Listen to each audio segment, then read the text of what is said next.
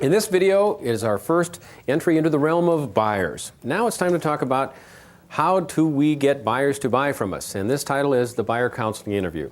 The first step of working with a buyer is to sit down and do a buyer counseling interview, and that's what this video will cover. As with any sale, need-based selling, diagnostic interview is the heart of any sale. We need to know what people want to buy before we take them out. So we're going to talk about the importance of the pre-counseling interview. We will talk about how to determine a buyer's real needs. I'm tired of the cliche, buyers are liars. Buyers are not liars. We as a real estate industry just don't ask the right questions. Or worse yet, we don't ask them at all, and we just assume the outcome. And then when it's different, we go, well, they must have lied to us. No, they didn't lie. You just never asked. And I sometimes take a look at the buyer counseling interview. The buyer counseling interview is to the sale what a first date is to marriage. Between what is the tougher decision, the first date or the marriage? First date. Marriage. The marriage? Well, all right. People look at me and go, I know what your toughest one is. But the first date, most people go at working with a buyer, they say, will you show us homes? Okay. And they want to go right to the end result and take people out showing them homes without meeting them. And the professional agents that I talk to say, oh, no. You don't see homes with me till we have a buyer meeting first. And people say, well, we're too much of a rush, we can't do that. We really need to get out and see homes. Well, then we suggest you do that. Let go. Goodbye. If you don't have time to do it right, where are you going to get time to do it over? So you need to spend some time in the buyer counseling interview. I mean, this has become a lost art in the real estate business. Way back in the 70s and 80s, people were doing buyer counseling interviews all the time. And it seems that we've gotten away from it. So I'd like to bring you back to the lost art of the buyer counseling interview. When do you get a buyer counseling interview? At the end of an open house, telephone calls, anytime you meet a prospect. As soon as they express an interest in buying a home, the next question is, you know what, you and I should get together and meet. Now, where should you meet with the buyers? Should you meet in your office or home? Office, why the office? Safe. It's more professional. Control. Resources. You have your resources. No distractions. Their motivation, too. Oh, it makes them commit to you by coming to you instead of you going to them. Any other reasons for being in the office? Okay, now let me ask you a question. Which of these is a benefit to the consumer? Isn't this special? We advertise ourselves 24 hours a day. You should do business with us because we give to you. Everything we do is for you. Well, not everything. When it comes to buying a home, we want to have a safe environment. Now, by the way, I think safety is a very valid issue in our business. However, when you mention this, is this for your benefit or theirs? It's for your safety. As valid as it is, it's still for you. Professional, who needs to be professional, you or them? Sounds like that's a personal problem. I can't even read my own writing. What was that? Resources. Resources, yeah, that's right. Resources, who needs the resources? You or the buyer? We do. You do, not the buyer. And distractions. You call them distractions, they call them kids. And they happen to love their children. And forcing them to commit to you. Oh, this is a new sales concept. Let's just turn sales upside down. You know what? I don't sell anymore. You have to sell me on whether or not I'll do business with you. Oh, you're going to make a lot of money doing that. How about you make a commitment to go to them? So I'm suggesting that where possible, when appropriate, and especially if they have a home to sell, I think this first meeting should be done in their home. And I know some of you are watching, shaking your heads going, oh boy, I don't know. But bear with me on this. I had a guy in a seminar once said, David, I disagree. I will never go to the buyer's home again. And I said, sir, why not? And I said, because I went out to their home. They had their TV on. They had their stereo on. They had kids jumping up and down and screaming. The doorbell ringing and the phones were ringing. The TV was on. And he said, I was in their home and it was absolute chaos. And I said, sir, I would submit to you that you learned more about those buyers in 5 minutes of chaos than you would have ever learned in a very clinical, professional buyer counseling interview in your office. Because here's something you need to keep in mind. They are going to buy a home to house the chaos. And if you don't know what goes in the home, it's very difficult to know what to put around it. So I will promise you this. Whether you choose to do it or not, I will promise you this. If you do a buyer counseling interview in the home, it will shorten your showing process. It will build more rapport. You'll get in touch with their motivation. And would you agree with me that you will see things in their home that would never come out of an interview? The style of the furniture, the pictures on the wall, are they formal, are they informal? So in fact, I would submit to you that just walking into your buyer's home and looking around for 5 minutes is worth more than 2 hours of an interview. You look around the home and go, oh yeah, and you'll know what they want to do. So what should you cover in a pre-counseling interview? Number one, get personal with them. This is your chance to sit down and get personal. Talk about their lifestyle, their hobbies, their joys. Talk about their children. Then you want to get into more difficult issues such as reason. Why are you moving? When are you moving? Readdress the issue of urgency. What are our 3 most important questions to a buyer? Let's see if these videos are working. Number 1, when do you want to move? Number 2, how long have you been looking? Of course, by this time you may have known. And the third one is, just for a check, you know, if we were to find a home today that met your needs, what would you folks do? Or the more direct question would be, would you buy? Okay? So the whole purpose of the buyer counseling interview is to find out their needs, motivation, see if they're ready to go, convert their reasons to motivations. So let's take a look and see how we might do that. Well, Juan and Carmen, thank you so much for having me back. Well, thanks for coming, Dave. How are you doing today? Oh, great. Doing all right. Doing all right. Anything new since the open house when I saw you? No, No, not really. We happy just you can help us, Okay. hopefully. yeah. And on the way back, we started talking about it, and the more we thought about it, The more it makes the more sense. it makes sense, you know, Okay. to have a person like you come down. Well, good. I'm happy to hear that. Let me tell you what I'd like to do at this time. The purpose of this first meeting is to spend some time getting to know you. As with a doctor, they would diagnose before they prescribe. And before I take you out to show you homes, I'd like to get to know more about you. Okay. And that means kind of getting personal with you, learning about your lifestyle.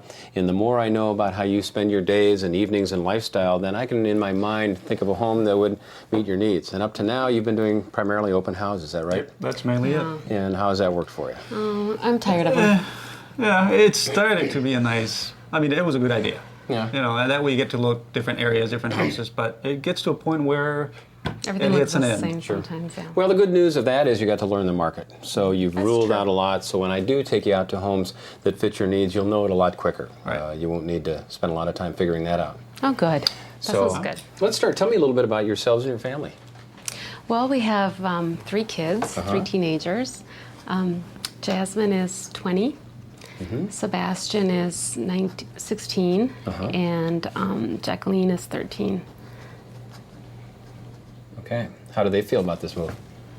Well, they're excited because Right. they want more room, so they're hoping we find something that's Okay. big. Well, so what is your primary reason for moving at this time?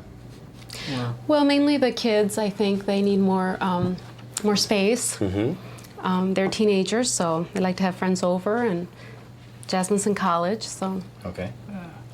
a little more space. She's in college, but she'll still be living here, is that right? right. right. She wants All to save money, so we're gonna let her be at home. I remember doing that. My parents just loved it when I stayed home. Oh, I know. They were glad when I moved to campus.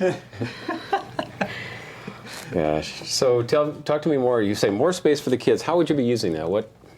Well, we think maybe I'm looking, of course, more for the bigger bedrooms so they can have their own TV and their own stereo and, Right. you know, not take over our space. And maybe a spare room for their computer where if there's a project, you know, whoever needs to use it can use it. Okay. Tell me more about how you would use that room. Well, Jasmine is in college, of course, and she has a lot of friends that come and visit her from out of state that are in college. So it sounds like so far space and privacy for your children is critical, but also Right. for you. It sounds like you'd like some of your own space Well, as well. definitely. Well, because if they're in a separate room, then we have our own space too. We're not running into each other all the time like now. Okay.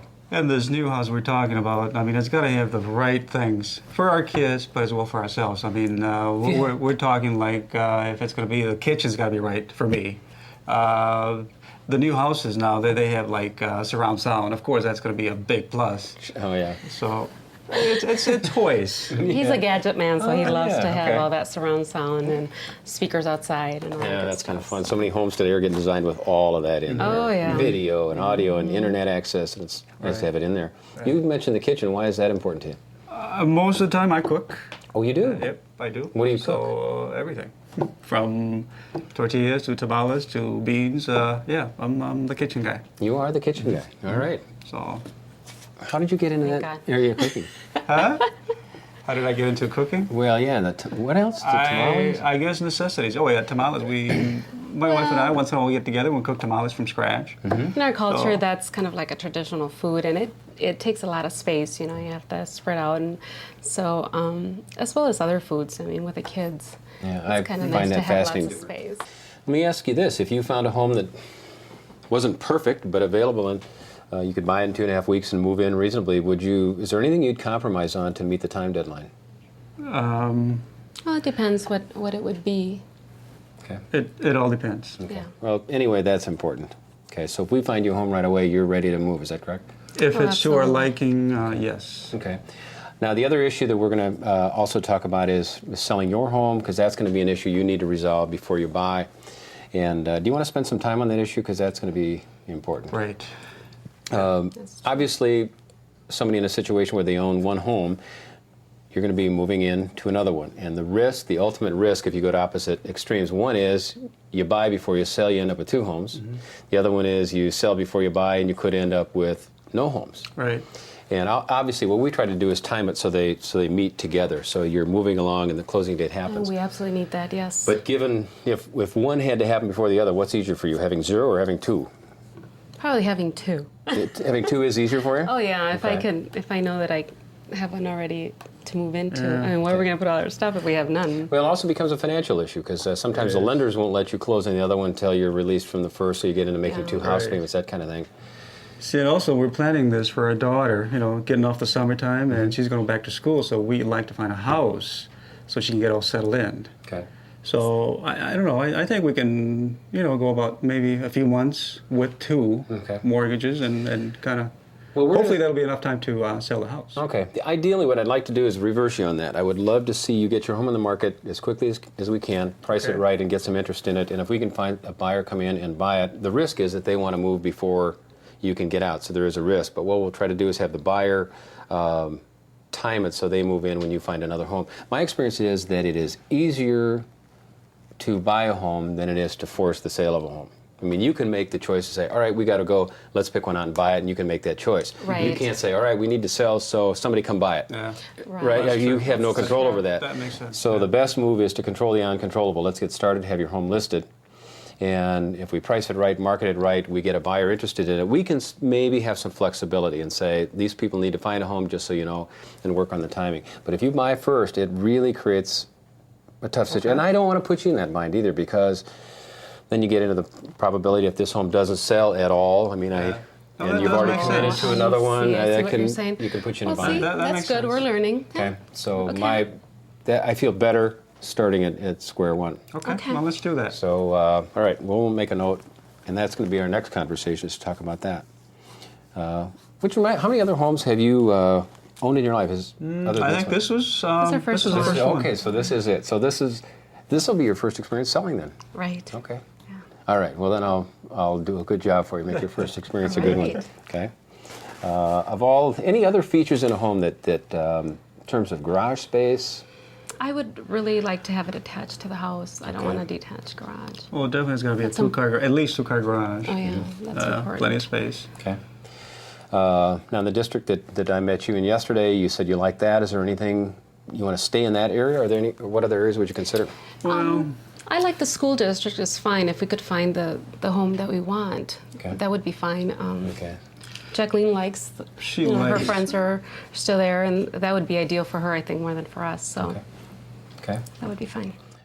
Okay, what you saw in that hopefully was open questions. I started off, tell me about your situation. That's always a very nice way to start with a buyer or a seller, because they'll tell you things you never would have even thought to ask. And I also wanted you to notice that whenever they said what they wanted, did you hear me follow up with a why-oriented question? And please, if there's any other skill that you get out of that, that is the most important. When they say what, you say why. When they say this room, how will you be using that? Tell me more about that. Even when he said 2.5 weeks, what was my follow-up question?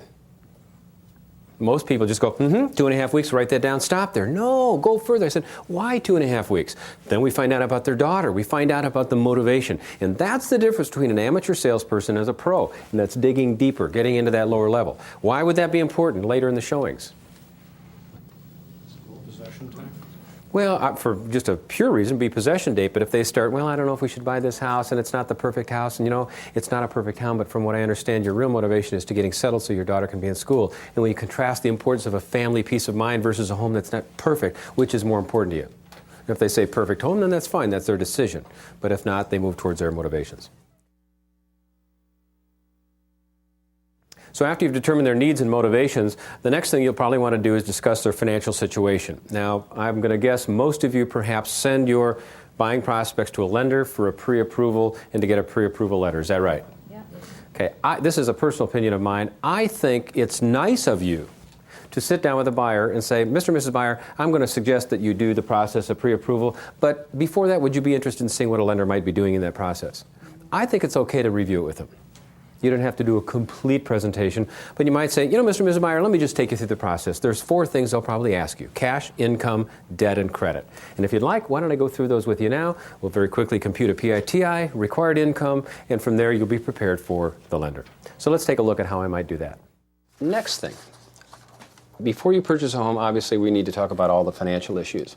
And in today's market, one of the best things that you can do is go to a lender, get pre-qualified, and at the end of that, they'll give you a pre-approval letter. So when you write a purchase agreement on a property, first thing I do is sit down with the owner and say, by the way, these people have been approved for a loan. They've already got it. And that gives owners tremendous security, especially if you're in a multiple offer situation and somebody else wants to buy the same home you're buying. I can say, hey, my buyer's already approved. And they go, oh, that's nice to know. And if the other people haven't done that, you get an edge. Now, most buyers are doing that today. So even though I'm going to ask you to do that and maybe give you some options, I have always felt that just out of service to you that I should take you through the same steps that a lender would go through, if for no other reason, so you know in advance, and we can cover some of the bases before that. So would that be of interest to you? Yeah, definitely. All right, Okay. we can do that. All right, there are 4 questions any lender will ask you. Okay. Anytime they're in fact, you remember this the first time you bought a home, perhaps. That's, And that is 50 cash. years ago. Yeah, cash, income, debt, and credit. Okay. So let's just take those one at a time. Total amount of cash that you would be investing, and by the way, part of that would be equity in this home, Okay. which is we're going to have to determine, and cash, additional cash that you would be investing. So equity in this home. I think you gave me your mortgage amount before, and I did just kind of a cursory view of that. And I was estimating, just this is going to be a safe Right. estimating from what you told me, perhaps around $35,000 equity out of your present Right. home. Right. Now, is there any other part of your savings or investments that you would add to We're that? thinking about 5,000. Another 5? Yeah. Okay. So we'd be looking at $40,000 initial investment, Right. and next thing is gross income. This would be gross pre-tax income total for the both of you. Yeah, I I think think about 18 and you. It's about 44. it's about 44,000 Per year. altogether. Yeah. Okay. Third thing is monthly debts, car payments, loan payments, any obligation that is We just have 2 car continuous. payments. 2 car payments. Definitely Okay. 2 car payments. Yeah. What are those? 132 and 175. 175. Yeah. 75. So around 300. Okay. And credit, the final thing they'll do is a credit report on you, and they'll look back through your credit history on payments on any loans, mortgages, obviously this mortgage, Right. and they will examine your credit. I'll take you through what a lender would do now. They would take your gross income. Oh, I either needed longer arms or glasses, so they'll take your gross income, divide it by 12, and we'll look at $36.66 a month gross income. Now what they do is say that you can spend 36% of that on an income, or 36% of that on a payment plus debt, or 28% of it on a payment. So what I'll do is take 0.36, and they'll say your total monthly debt would be $13.20 a month. Okay. And if I subtract the car payments, amount left for PITI would be around $1,000, let's say.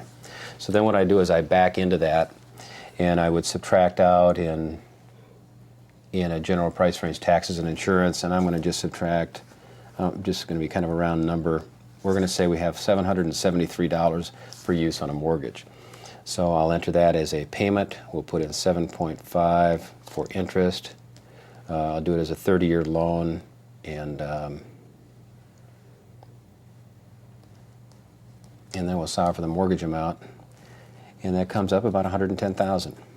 Okay. Let's just round it off, $110,000.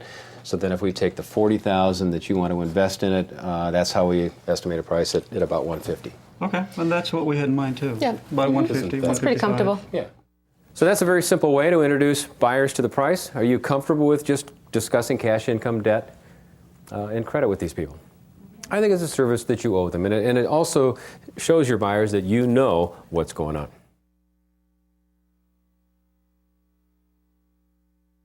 The next section is perhaps the most important part of a buyer counseling interview. All too often, I've heard real estate agents say to me, "Oh, my buyers aren't very good. Oh, I don't have very good buyers. They're bad buyers." My first question is, why do you work with bad buyers? Or why do you keep them bad? Make them good. And maybe those are judgmental terms. But I believe that you can train your buyers to buy. What do you think? I think you ought to put your buyers through a training course. And there's some even videos that teach buyers the process of buying a property. But I think you can sit down with them one-on-one and prepare them for the purchase. And the next section covers the most critical elements of a buyer counseling interview. First one is agency. And by the way, agency is so different. I do business here in the United States and in Canada and New Zealand and Australia and all the countries that I've done business with that are perhaps owning this videotape. Agency is different, but if you're dealing with agency, this is the time to present that, to get a buyer agency agreement. If it's not agency, at least loyalty. I think you want a buyer to buy from you. Agreed? And now is the time to talk about that. You should talk about things like, how many homes do you think you should see? Do you need to think it over? How do you feel about paying full price? And basically test your buyers right now to see if they're going to be good buyers. Because if they are, take them out and show them homes. If there's a problem, I'd like to know about it now. In fact, in the next role play, there'll be one scene where I give them the purchase agreement and I just say, this is the contract that you'll be signing perhaps this Saturday. That's a test. I want to know now, because I don't want to rush you. If this is not a time for you to buy a home, let's talk about it and we'll wait. But if this Saturday, that quick, do you think? Tell you what, if you let me go, if you give me all the information I need today, I find you the right home soon. So I'm testing them right now. So let's see how you would prepare a buyer to be a good buyer. Well, there's another major issue that I'd like to go through with you, and it's become perhaps one of the most important issues the last few years, and that is the issue of agency and representation. I don't know if you've heard much about this, but years ago it used to be that the real estate agent represented the interests of the seller. So when you would go take a look at a home, the real estate agent would perhaps show you homes. But what you may not know is that agent actually represented the seller. And the buyers didn't know that. They said, well, I thought they were my agent. And in a way they were. They would help you buy a home, but in fact they actually were working on behalf of the seller. Oh, So over the years they said we should really make it very clear as to who is representing whom. And another option has emerged called buyer agency or buyer brokerage. And what it means is that as a real estate agent, almost like an attorney, you can represent both sides of a case, that real estate agents can represent both sides. I could either represent the seller. In fact, when I list your home, I'm going to be your seller's agent. And when I work with you as a buyer, I would be your buyer agent. Okay. So the good news for you is that you have some representation, that I'm your fiduciary. I owe my obligation to you and trust and respect and giving you information. And then when I help you buy a home, I'm representing your interest, and I can't reveal what you say to them. So what we need to do is a couple of things. One is I've got an agency relationship disclosure that I really need to spend some time and have you read and go through it. And we're going to talk about the options. And the options of agency are seller's broker, buyer broker, dual agency, and non-agency. And dual agency would be a situation where I find a buyer for your home and I'm working with the buyer. And that gets very confusing because all of a sudden I'm representing you, but maybe I meet a buyer who I'm also representing. So now agents have gotten in a situation today where they go, which side am I on? And the answer is we disclose to you. And we say, this is how it's working, a dual agent, where I'm representing both sides or representing one. So on one hand, it's confusing, but it's a great consumer protection. So you know where you stand, kind of who's on first. Okay. And so the first thing I would urge you to do is work with me as a buyer agent. And what I would need to do is ask you to sign a contract for exclusive right to represent you. And what it means is that I own my obligation to you. But also, there's a reverse to that. There's a string attached to working with me, if you will. And that's that I want you to purchase a home from me. Right. And real estate agents are paid on commission. And if I go through this time with you, and then you go through open houses or call on ads or start, I don't know if it's a good analogy, but be like dating somebody else. What I'd like to do is, if you're comfortable with our relationship, is that you and I work exclusively. Okay. So that means if you see another open house, if you see a sign or an ad, to call me instead of those people. Okay. So part of it is just it's a business relationship. I want to protect my fee, my income, and relationship with you. And the other part's just a practical. If you were to go through a home and I wasn't with you, I lose the benefit of your response to that. I like to be in a home, even if you don't like the home. That helps me a lot, because you can say, oh, I can't stand this, it's too big, it's too small. I can make a note of that, and it helps me substantially. Oh, okay. That makes sense. Okay? All right. So would you be comfortable with that arrangement? I think we will. I think so. Okay. That makes sense. Okay. Before we go out and purchase a home, you've probably heard, especially if you haven't bought in 15 years, you're always supposed to read a contract before, not after. And what I have purchased, in fact, do you remember 15 years ago when you bought a house, you probably signed one page, right? Yes, I think so. Well, except at the closing, there was. Well, at the closing, there's about Too many. 9 million. There's about 16 tons of paper. many. And now, even the original purchase agreement for buying homes is a 3-page long document. Wow. And it's pretty substantial. And what I'd like to do is make sure that you are absolutely comfortable with it. So what I'm going to do is give you these pieces of paper. I'm not going to drag you through it now, other than the Okay. major points. And I'd like you to read it, to be comfortable with it, and we can talk again prior to purchasing a home. Because this is the contract that you'll be signing. If I do my job, you could be signing this Saturday. Oh, wow. Is that okay? You comfortable with that? That's what we want. If I do the first home I show you, could be the one you want to buy. And by the way, if you like the first one I show you, feel free to buy it. When I work with a buyer, my goal is to get you the home. Oh, good. And which leads me to another question. How do you guys feel about paying full price for a house? I mean, full asking price. Well, if we really like it, I mean, I guess we would be willing to, but Well, we really need to talk about that. it'd be nice to get it for lower. Okay, well, let's talk about that. How do you feel? Because most buyers today, and I don't know about you, there's a lot of newspaper articles out there, oh, don't ever pay full price, you should always come in low. Have you heard some of You hear those? that all the time. Oh, yeah. I think- All the time. And when we bought our house 15 years ago, I think we had to go a little bit over even. We didn't like it, but I like the house a lot, so. The biggest point I want to make with buyers is that the final sale price on a piece of real estate has almost nothing to do with the original asking price, but it has everything to do with what it's worth. And if a home is worth $150 and they price it at $165, it's going to sell at $150. It's going to take them forever, and they're going to have to come down $15,000. But if it's worth $150 and they have it at $149.9, it's going to sell for $149.9. So my job as your agent is to, when you ask the question, what is this home worth, I better have a good answer for you, and I'll do a competitive market analysis. And if it's worth what they're asking, I'm going to tell you. Okay, well, that's good. That's what I want to hear. Well, a lot of people think that buyer agency says, oh, I've got a buyer agent, that means I can get a good deal on a house. And they think that my job as a buyer agent is to try to, that's maybe a Negotiate that. rough term, but to steal the house for them. And that's not my job. My job is to help you find a home. In fact, if I induce you to come in low on a house, below market value, and you lose the house, I don't know, how would you feel? Okay. One of the things I'll probably do is to help you learn the market. And of course, you've seen a lot of homes, but in some of the areas I'll show you, I may drive you by a number of homes that are on the market or that have recently sold, and just to kind of play a game with some of my buyers and have them guess what some of those prices are as a way of seeing if you can peg the market. Okay. And if you're comfortable with that, it's a kind of a fun way to learn the prices in the neighborhood. So at the conclusion of that, you should know where your buyers stand. In your perception, do you think these people are ready to buy? I think they're ready, willing, and able to buy. I'm comfortable with that. My perception is when I take them out, find them a home, they're going to buy it. Now, in that discussion of loyalty and agency and offers, et cetera, there's another thing that you may want to add into your buyer presentation. If you are dealing in a market that's a real hot market, or they're in a price range where there's lots of buyers and not too many homes, you're probably going to be in a multiple offer situation.